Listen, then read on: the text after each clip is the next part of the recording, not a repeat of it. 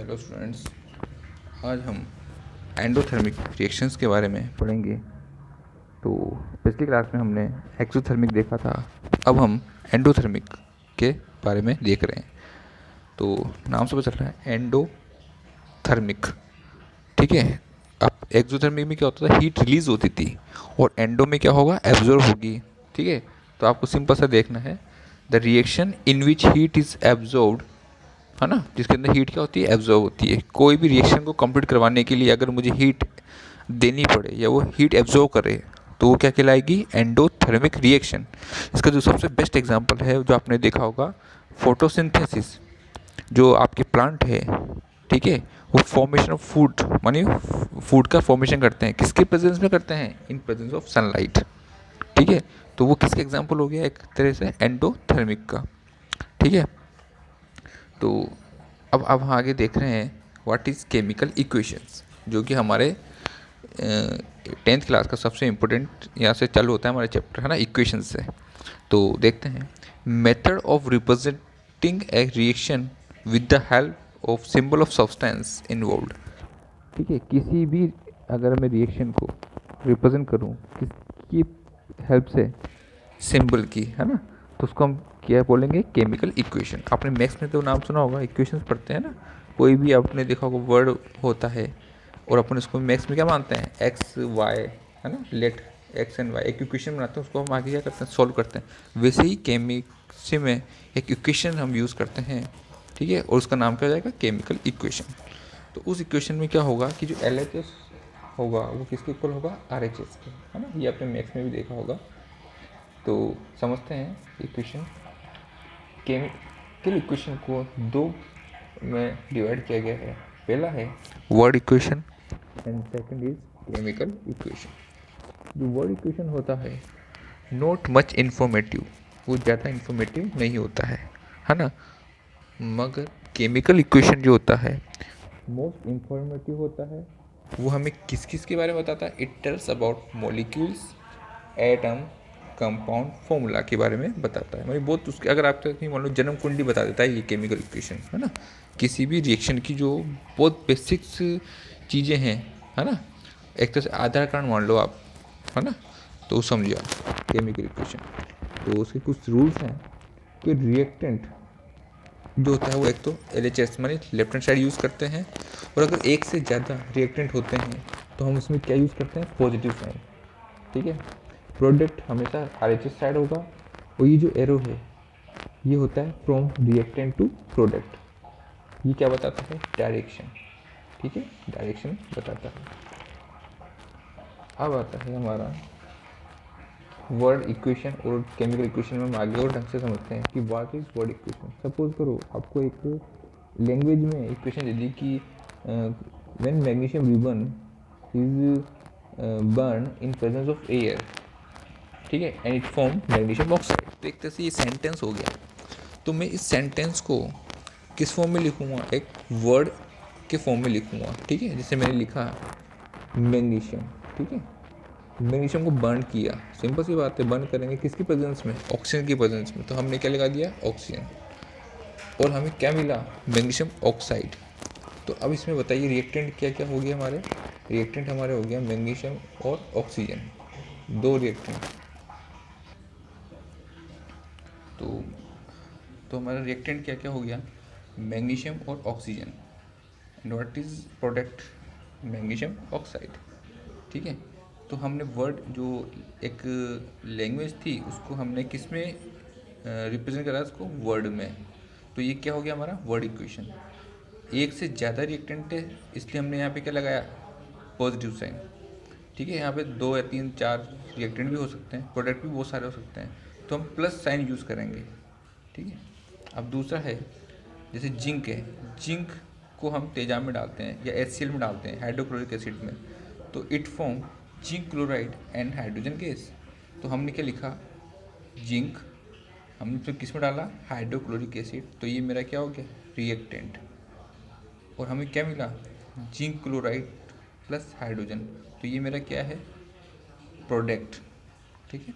तो ये तो हो गया आपकी वर्ड इक्वेशन। तो एग्जाम में आपको क्या होगा, एक लैंग्वेज दे देंगे और आपको बोलेंगे वर्ड इक्वेशन लिखिए, तो आपको वर्ड इक्वेशन इस फॉर्म में लिखना है, ठीक है। आगे हम एग्जाम्पल में और देखेंगे। केमिकल इक्वेशन क्या होती है, इन्हीं जो आपको वर्ड इक्वेशन दे रखी है इसको सिंबल फॉर्म में हम रिप्रेजेंट करते हैं, ठीक है।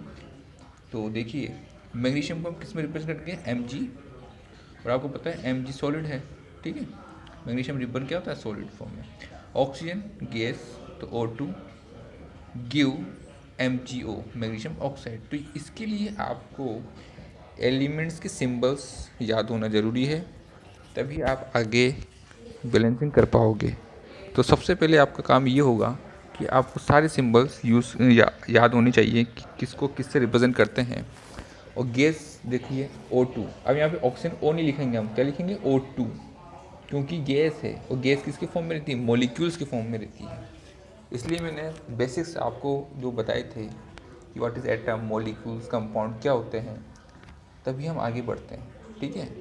तो हम कोई भी चीज़ पढ़ते हैं तो हमें बेसिक्स इसलिए इम्पोर्टेंट होते हैं केमिस्ट्री में। मैं डायरेक्ट आपको बोल दूँ ये मॉलिक्यूल है, ये एटम है, तो आप समझ नहीं पाओगे। इसलिए मैं जब भी हम कोई चीज़ पढ़ते हैं तो हम उसके बेसिक्स पे जाते हैं और वही हमारे धीरे धीरे क्या आते हैं, काम आते हैं। अब जैसे यहाँ पे देखिए जिंक, तो जिंक को किससे रिप्रेजेंट करेंगे, Zn। हाइड्रोक्लोरिक एसिड को HCl, क्या बना, zinc chloride ZnCl2 plus H2। तो ये जो आपका जिंक क्लोराइड है ये आपको फॉर्मूला याद होना चाहिए, ठीक है। जैसे मैग्नीशियम ऑक्साइड का MgO, जिंक क्लोराइड का ZnCl2, ये आपको पता होने चाहिए। तो अब हम आगे बढ़ते हैं। अब हम पढ़ते हैं केमिकल इक्वेशन। केमिकल इक्वेशन को हमने दो भागों में फिर डिवाइड करते हैं, एक तो बैलेंस केमिकल इक्वेशन, एक आता है अनबैलेंस केमिकल इक्वेशन, ठीक है। अब बैलेंस केमिकल इक्वेशन क्या है, it obey law of conservation of mass. ये क्या करता है, law of conservation of mass को फ्लो करता है। Equation in which number of atoms of each element on both of the side should be equal. Equation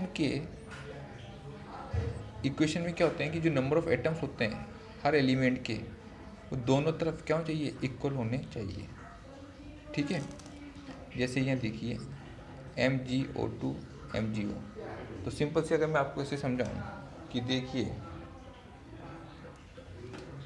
ये भी था Mg plus O2 give MgO।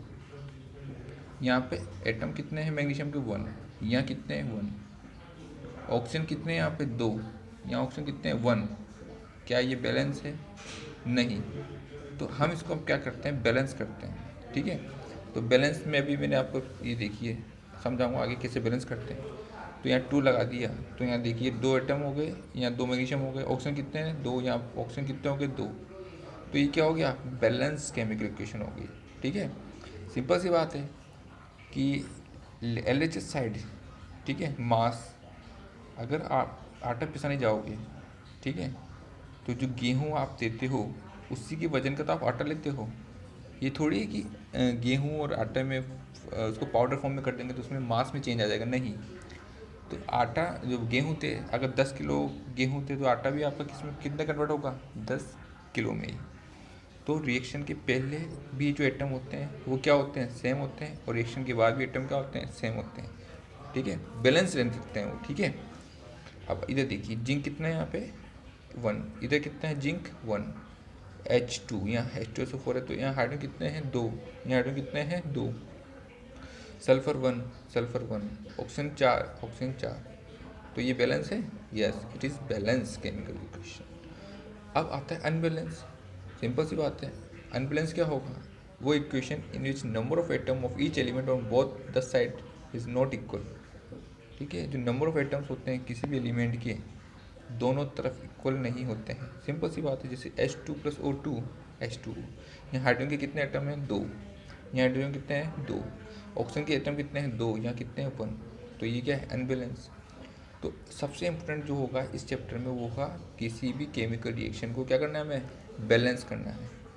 तो बैलेंसिंग ही चैप्टर का important part है, और आप जितनी भी आगे रिएक्शंस देखोगे सब में आपको बैलेंसिंग काम आएगी। तो बैलेंसिंग बहुत इंपॉर्टेंट है, और जब हम धीरे प्रैक्टिस से करेंगे तो बैलेंसिंग आपको बहुत इजीली समझ में आ जाएगी और आप आराम से घर पे प्रैक्टिस करिए।